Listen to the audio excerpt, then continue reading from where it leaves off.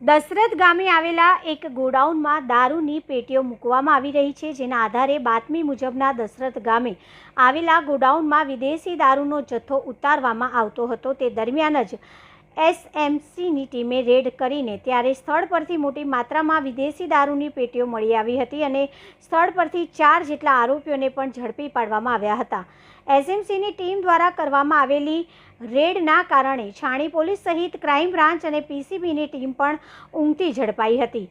એસએમસીના અધિકારીઓ દ્વારા હાલમાં તમામ જથ્થો કબજે કરવામાં આવી રહ્યો છે. દારૂનો જથ્થો અને આરોપીઓની છાણી પોલીસને સોંપવામાં આવશે. એસએમસીની ટીમ દ્વારા આ દારૂનો જથ્થો કોણે મંગાવ્યો હતો તથા ગોડાઉન કોનું છે, કોના દ્વારા મોકલવામાં આવ્યો હતો, આ તમામ વિગતો મેળવવામાં આવી રહી છે.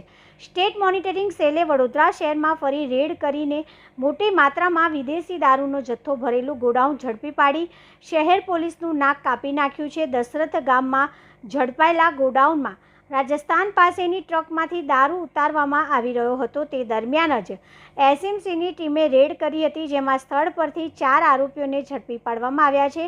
વિદેશી દારૂનો જથ્થો અને ટ્રક સહિતનો મુદ્દામાલ કબજે કરી છાણી પોલીસ સ્ટેશનમાં સોંપવામાં આવશે.